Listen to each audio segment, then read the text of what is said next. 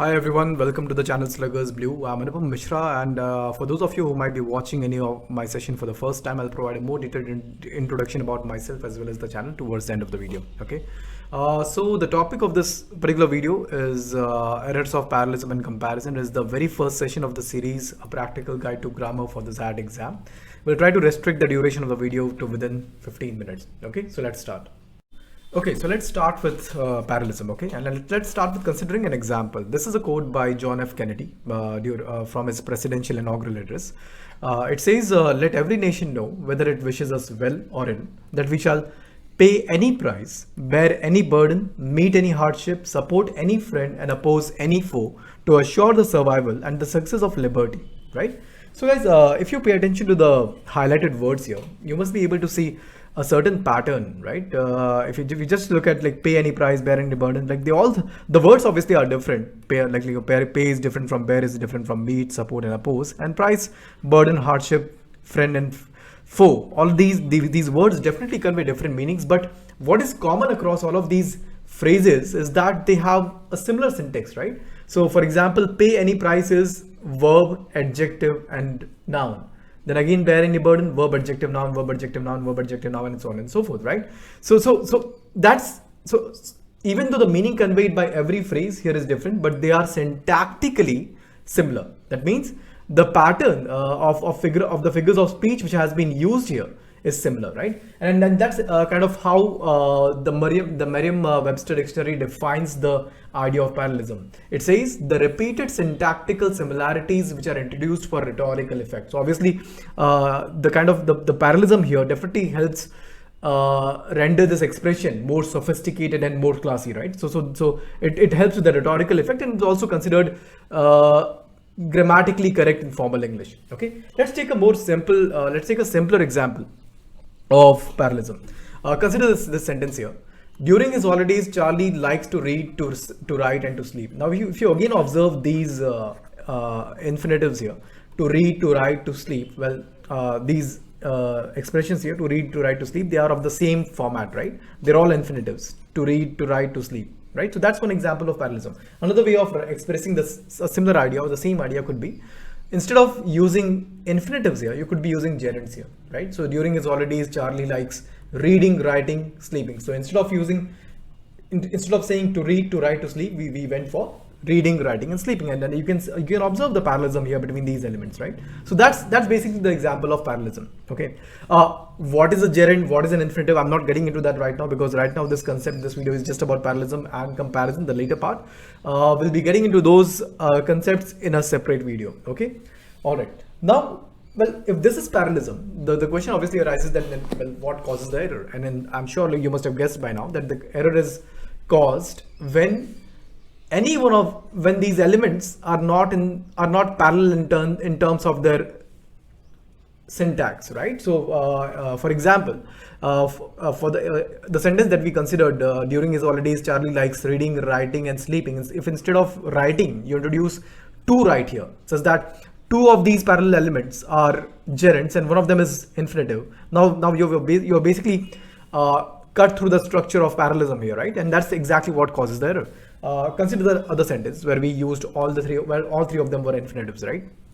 In this case, well, if instead of to sleep you introduce the word sleeping here, again it breaks the structure, right? It tampers with the structure. Now in this case you have infinitive, and gerund, right? So that's basically what causes the error. Okay. Now, before we look into what exactly is the rule of parallelism, and I'm sure by now many of you must have guessed, let's try to understand what are the various components of any expression or sentence that exemplifies a case of parallelism.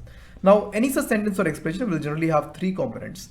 The first component is the common idea. The common idea is basically the part of the sentence that is common to all three elements, not three, there can be more elements, to all elements, all the parallel elements of the sentence, right? So in this case, for example, during his holidays, Charlie likes is common for the infinitive to read. It is common for, it's the same for to write, for the infinitive to write, and then it's again the same for the infinitive to sleep, right? So it's the common idea.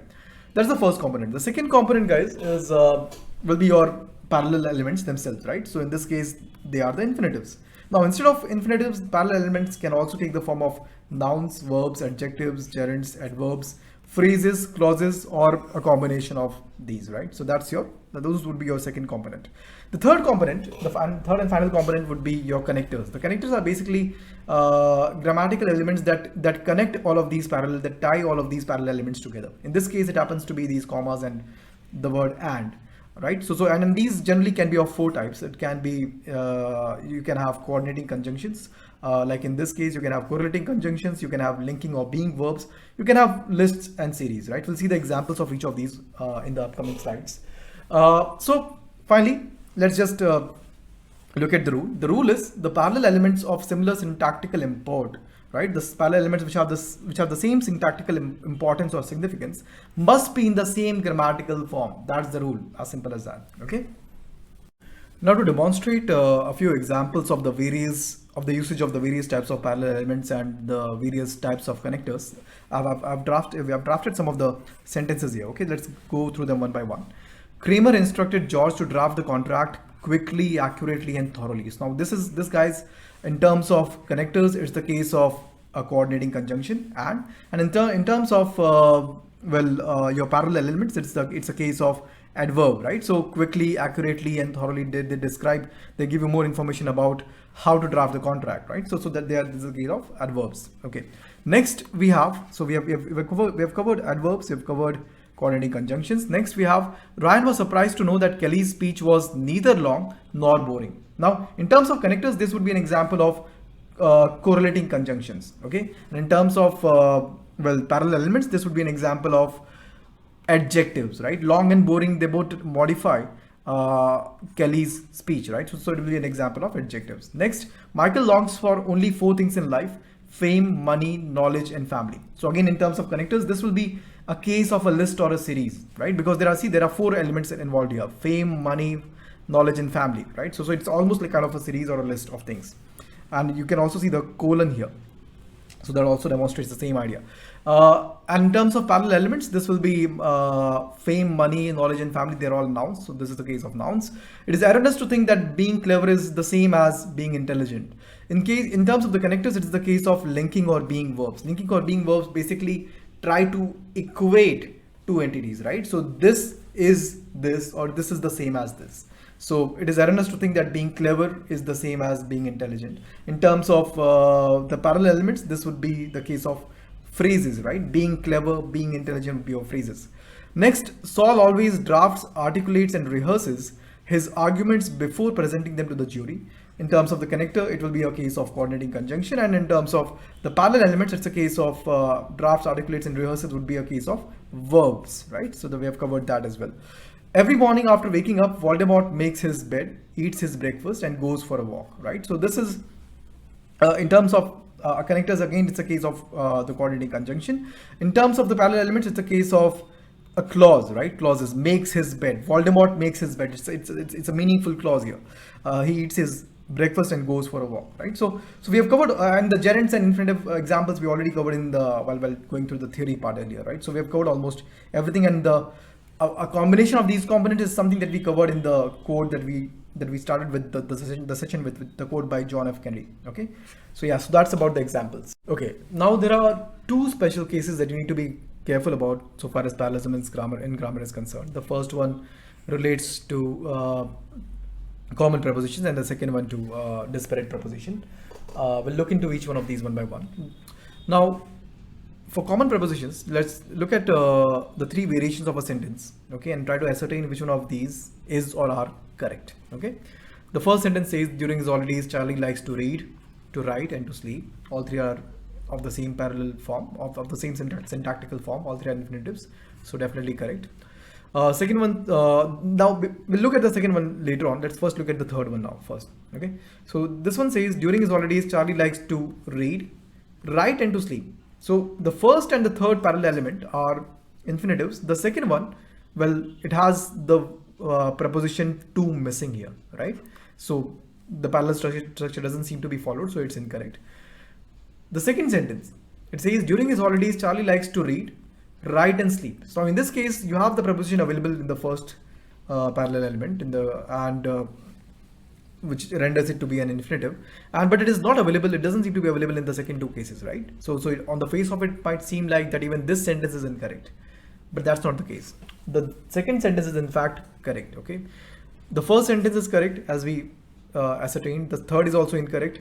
The third is incorrect, and the second is also correct. Okay, and to understand why it is correct, to understand the logic here, let's try to look at a more schematic representation of these sentences. See, the first one, so far as the first one is concerned, the parallel structure is very clear. Okay, to read, to write, to sleep, correct?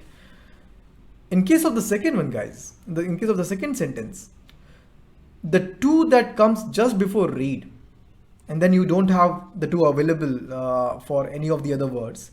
It is not really construed in a manner such that it applies only to read. Okay, rather it is construed in a manner so that it applies to all three of them in a common way, right? It in fact becomes the part of your common idea now. Okay, it in fact becomes the part of your common idea now, right? So that during his holidays, Charlie likes to. Your common idea ends after to. Read, write, and sleep. Okay, and hence you can say that yes, the parallel structure has been followed here. However, in the third case, this you cannot consider this to be applying commonly to all three of them, because, well, for the word sleep, you again have the to available. So again, it doesn't make logical sense to put this to here and then to have, like in that case, we will read something like during his holidays, Charlie likes to read, to write, and to sleep, right? It seems like to is like the word sleep has 2 units of 2 if you try to construe this 2 as common to all of them, right? So it doesn't apply.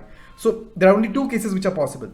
Either you go for 2 for you try to you apply 2 to each of these cases, the preposition to each of these cases, or you apply it at the very start such that it applies to all of them as a whole. Okay, so that's the case for common prepositions. So whenever you have common prepositions for your syntactical elements, either you apply them individually to all of them, or you apply them at once at the start or maybe later as a whole to all of them.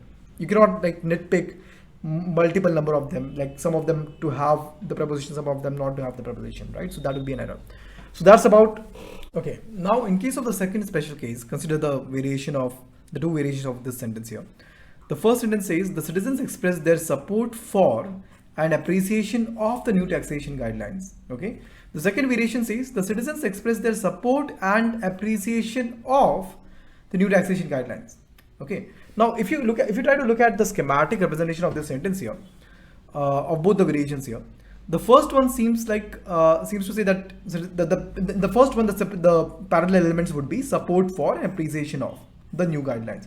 Guys, please understand that the parallel elements don't have to use identical words.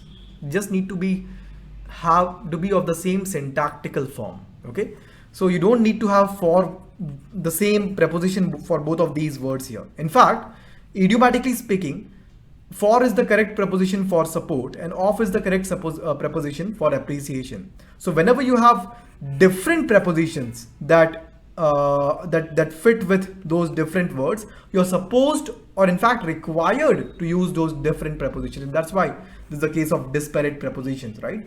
And if you end up using just one of them for both of these, as in the second case where we said that the citizens support and appreciation of the guidelines of the whole sentence is the citizens express their support and appreciation of the new taxation guidelines. Now of definitely works for appreciation here, but it does not work for support. Okay, so we cannot see that of can be used as a common preposition for both of these words here, because, well, idiomatically speaking, support of does not work, is grammatically incorrect. So whenever the words in which are part of your parallel elements require usage of different prepositions, you need to use different prepositions. In that case, you cannot just use any one of the prepositions and because that would imply that the same preposition applies to the other one as well, which will be incorrect, right? So for disparate prepositions, use the appropriate preposition for each of the for the words in each of the parallel elements. For common prepositions, like in the earlier case, right, you can definitely, as like in this case, to is a preposition that applies to the teacher as well as the supervisor, right? So in this case, you can obviously have just a single to here, right? Which will, you can thus say that it applies to both of them, right? So that's fair, that's correct. But the common preposition case, this case can only be used when the preposition is actually common to both of the elements, not in cases where the preposition is disparate. The usage of prepositions is disparate. So that's about the special cases. Okay, guys, so with that, we have come to the end of the session. In this slide, I've tried to summarize all that we covered, the rule, the special cases, the components, etc. And in this slide, I provided you some other instances of the various types of connectors, as you can see here. Finally, my introduction. I'm Anupam Mishra, and I am Lucknow alumnus. I've worked with organizations such as Hotstar, UNICEF, Apollo Tires, IMS, etc. I've also been an academy educator in the past, recognized by the Johnny Ivy Award. I was among the top VRC educators that they had. And these are my CAT credentials. Sluggers is basically, guys, my endeavor to bridge some very crucial gaps that I believe there are in the test prep industry. Okay, if you like the content, do subscribe. All right, signing off. Goodbye.